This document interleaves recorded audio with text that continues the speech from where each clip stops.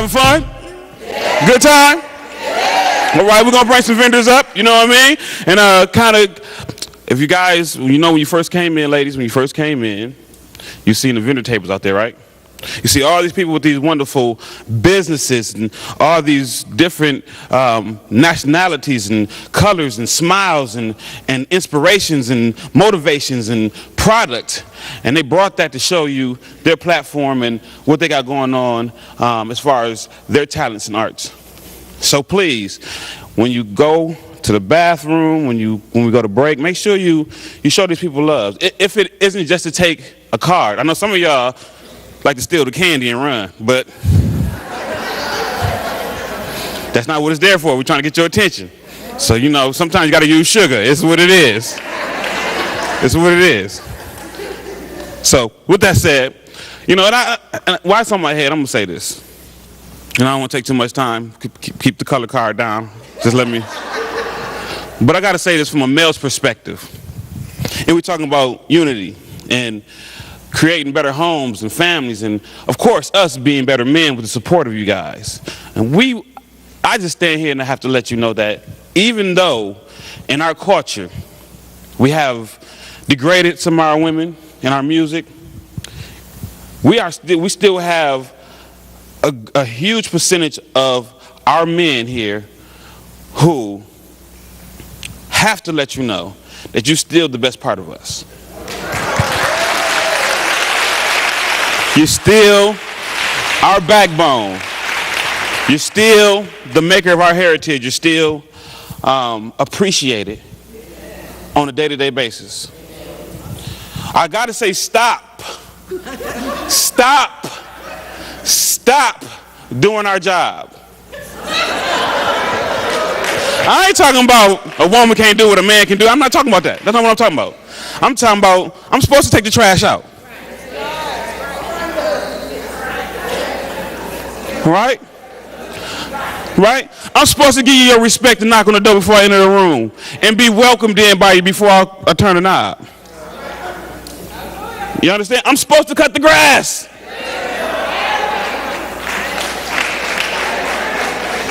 I'm supposed to step up when somebody disrespects you.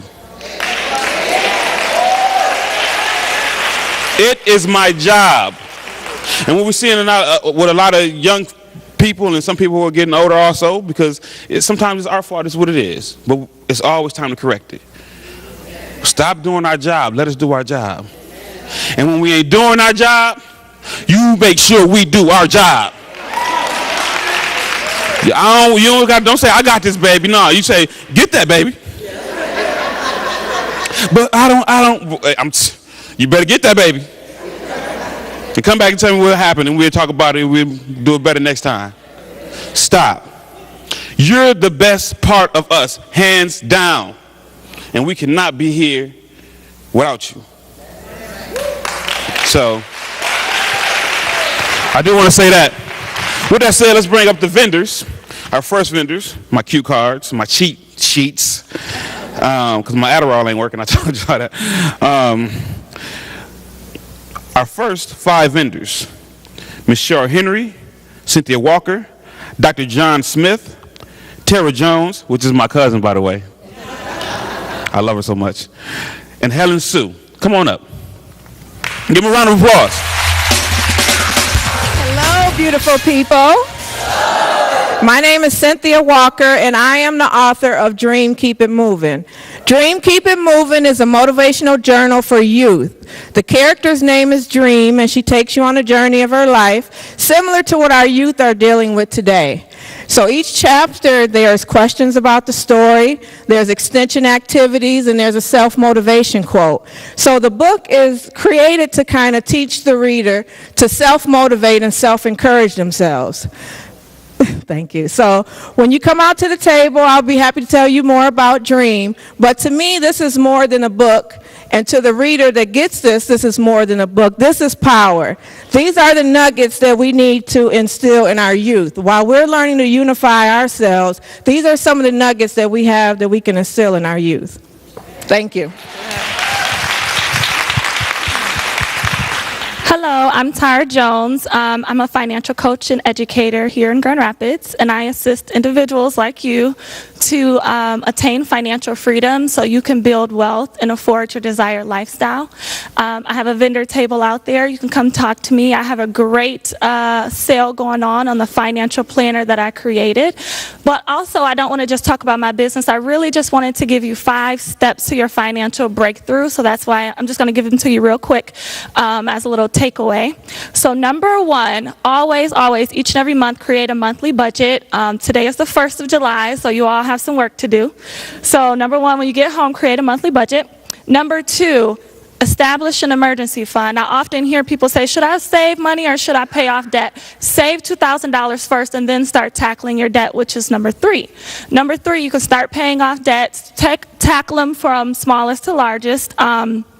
Use what they call in the financial industry the debt snowball, and save those big ones like the student loan that's over $50,000 or your mortgage till after. Number 4, you're going to go back to saving because you're going to pay off your smaller debts. Go back to saving 3 to 6 months worth of living expenses so you can have your financial base covered, your immediate financial future covered. And then number 5, tackle that major debt so you become financially free. Thank you.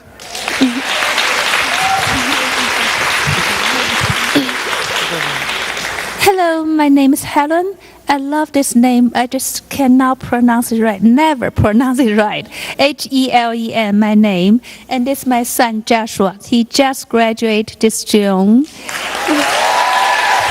Thank you all. I'm so glad. I appreciate the chance can be here to share, to listen, to meet you, to listen to the topic, the power. I really enjoyed the topic, the speech you gave. And some lady very nice say I wear pretty dress. I wish I could have orange dress, t-shirt.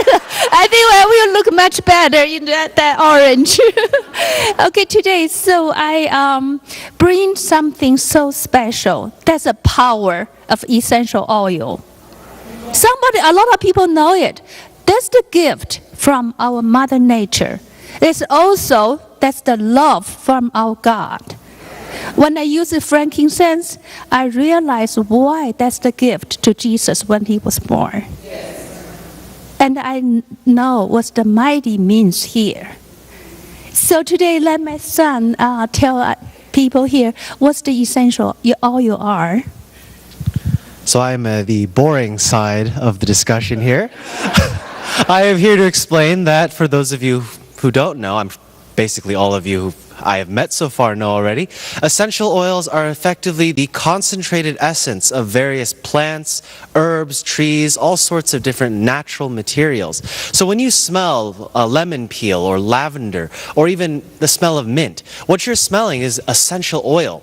And what we've done is we've taken these oils and we've condensed them down into a really pure form that you can even eat safely. And this is interesting because throughout history, essential oils have been used for medical reasons. The Romans have used them. Europeans have used them. Dating back to Arabia, they've been using them there for thousands of years, even in China as well. And the reason why we're bringing this to you today is because the form of essential oil that we have for you is incredibly pure. It's a level of pure that is certified. It is, certified pure therapeutic grade. And It's safe. And I guess that's the important part. This is why I need my mother. Yeah, I asked him to do it because I could not pronounce them right. She tried multiple times last night. But let's go ahead and have my mom describe. She's been using this on our family. She has 4 boys. Good job for her. She's been using it for 6 years now. And let her talk a little bit about what it's done for us. Yes, I take a couple more minutes longer. One day my youngest boy asked me, Mama, why you use essential oils? I asked him, you read the Bible. Did you read any words? No. Any drug word? Tylenol. Advil. Those works for us. But before those created, God created everything we need. After those creation, men man-made first. So human being made it. So I do appreciate, and my son, now he knew and let me do it for use on them. So for myself, this oil is so touching me because it helped me help my family. He said a mother for 4 boys. Certainly helps with her stress. It is. So it's really, most of the time, my stress, it's really lifted me up and gave me a better sleep because my mind is always, cannot stop. So really, I need a better sleep. And it's really gave me the energy and gave me the positive, the passion to face the challenge in my life and to help my family, my friends. For example, for my son's asthma, the breathe problem. She can't say this one either. Asthma, the breathing problem, and eczema, the skin problem. Skin problem. My son used the medicine for his breath problem for 12 years. And one day he was sitting in sofa begging me to give him more. I said, no, son, I only can pray with you. Ask God to help you breathe easily. So that day I decided I searched something natural, more power for him. And we found it. And today I bring it here. Also, there's a skin problem. She can talk about this for like 7 years straight. So we'd love to have you guys come to our booth. Please come talk to us. Thank you so much. Okay.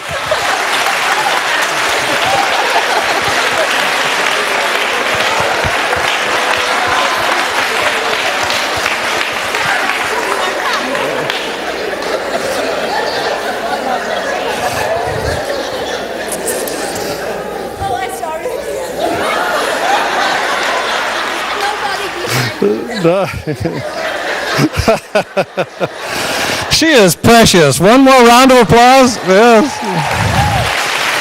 Oh, boy. Now, I think she can probably pronounce my name. Can you say John Smith? John Smith. John Smith. There we go. All right. So now you can say you've met a real John Smith. So I have a very profound question for you. Who was the first person to think about sex? Yes. All right. Yes, God was the first one to think about it. He created it. He made it good.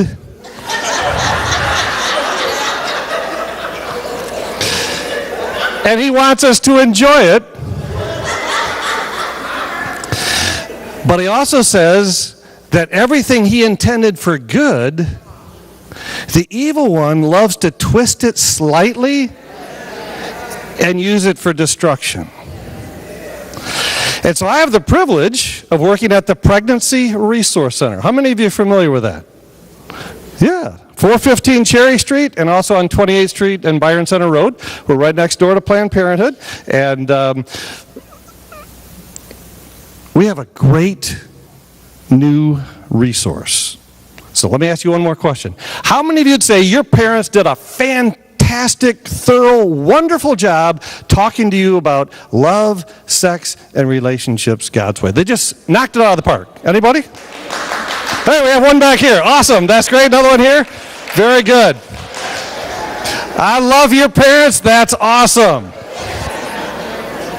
How many of you would say that your parents probably could have done a little bit better job? Yeah. So now for those of you who are parents, how many of you would say you just did a great job with this with your kids? Hey, all right. Yeah, very good. Very good. For the rest of us, we have a brand new tool and resource called the Whole Sex Talk. And you never want to settle for just a single sex talk. It needs to be ongoing, because if you don't, I know plenty of other people who will, and they may not have the same agenda and love for your child as you do. So rather than making you feel bad because you haven't done a very good job. We've got a resource you can use that will make you do a fantastic job. And we have filmed real people, many from Grand Rapids, one from Australia, one from Israel, from around the country, sharing their own story, their own journey, and it's real. And then you can watch that with your kids or with a group at church or whatever, and then say, well, what do you think? It gets the conversation started. So stop by and see me out in the hallway. Thank you very much. Can I have just one more? Your son has banned you. He's banned you. Jesus. Imagine arguing with her. You like, okay, look, I give up. Dang.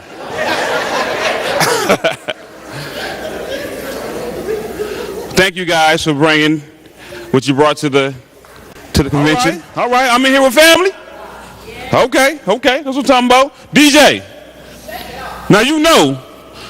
I hope you got 3 good ones. I want you to have 3 good ones. We're gonna give him a chance to go ahead and get his life together. Oh snap!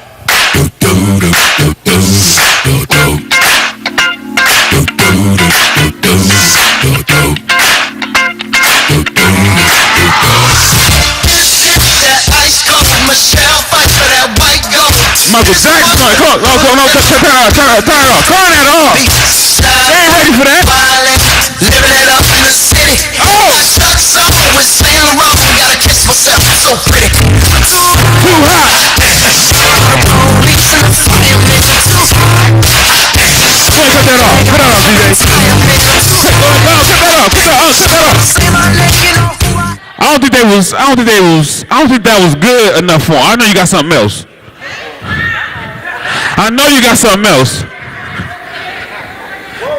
They want to feel it. They want to feel it from their feet and to come on up to that area that don't move no more. Oh shoot! I think you got it with that one.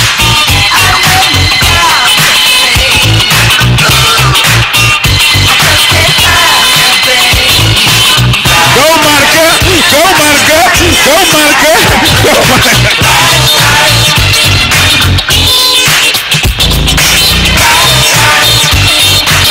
Who's doing the whole routine?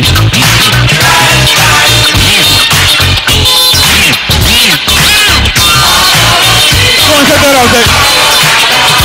I think you found something else for him. What else you got for him? What else you got for him? You was feeling that? I see you. We might chill right there. Yeah.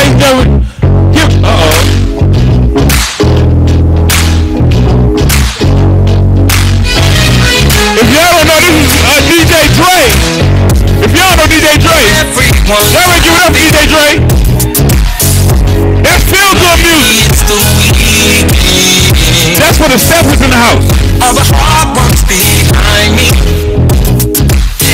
Woo. And I'm just inviting all my friends. I'm about to throw something on the grill. I don't know if I want him to take that off. Get together and play some cards. I'm looking dead at you, man, because when you do this, I'm done. Something smoking out there. No one's got All right. Woo! Y'all ready? I know some. Now, if another one of y'all come tell me that y'all hungry, I'm a scratch your face. Yeah, like I'm on the grill. I ain't on the grill. I'm hungry too. Monica better have some sandwiches next time, right? You gonna have some sandwiches? All right, that's our first request. Coming to the stage, our next speakers, ladies and gentlemen. Miss Minnie Morey, Sergeant Betty Bell, and Sylvia James.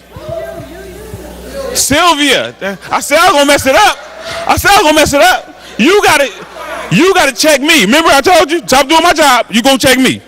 You ready? I'm gonna say your name right. Miss Sylvia James.